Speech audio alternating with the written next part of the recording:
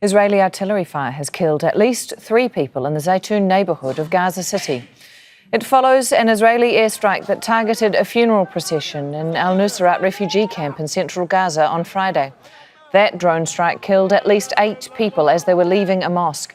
It was one of several sites hit by Israel across the Strip on Friday, killing at least 14 Palestinians.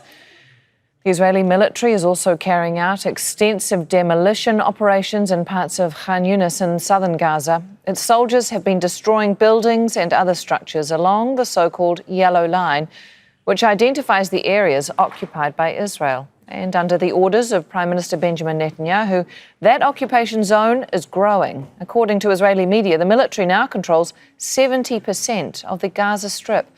Hani Mahmoud joins us now live from Gaza City. Hani, do we have any more information first on why the funeral procession was targeted?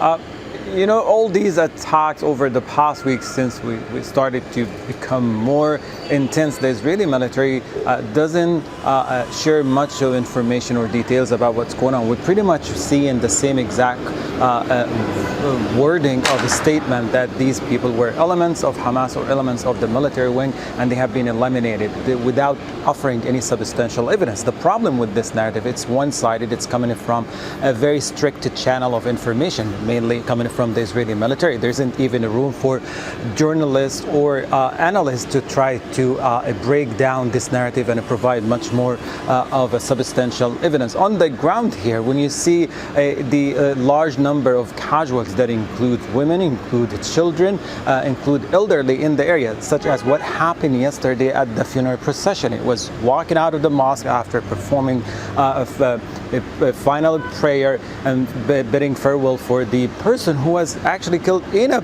previous attack in the early afternoon of a Friday. So pretty much that was the family, the relatives, the friends, the neighbors, everybody who knew that person.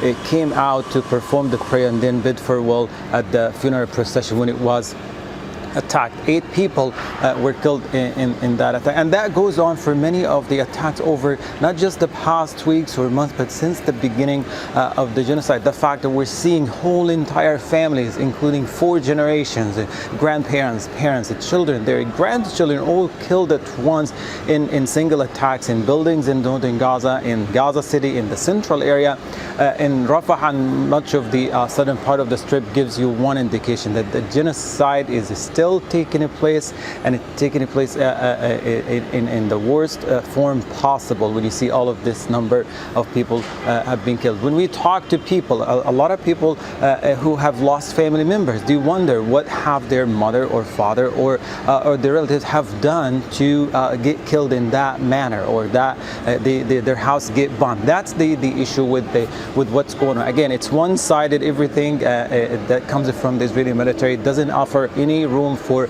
other explanation. Just in the past half an hour or so, another attack just took place in a Zaytun neighborhood by the heavy artillery. 3 people were killed. That's a father, his son, and their neighbor. They were out in their displacement site in the eastern part of Zaytun here in eastern Gaza City. No explanation whatsoever of that targeting up till this moment. All right, Hani, meanwhile, Israel has continued expanding that yellow line. That is obviously a breach of the ceasefire agreement. How is that affecting Palestinians?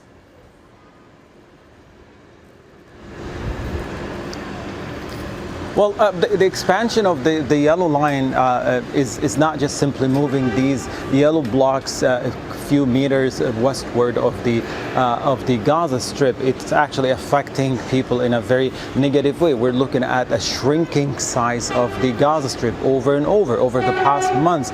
It went into the point now where close to 65% of the total area of the Gaza Strip is under Israeli military control. There is more territorial control by the Israeli military, very consistent with what we heard from the Israeli Prime Minister Benjamin Netanyahu Netanyahu, his defense secretary, who unequivocally said that it will be expanding, it will be taking over more of the territories. Right now, it's just not far from the Salah ad-Din road, and at that point, it will be officially 70% of the total area. So again, it's not just moving these blocks, but again, it's shrinking the size, fragmenting the Gaza Strip, leaving it into smaller, disconnected areas that moving from one place to another become very, very difficult. It also leads to the erasure of urban life. It's not about just destroying these physical structures. The fact that people are unable to go back to these areas, it's a very step in erasing any form of civil life or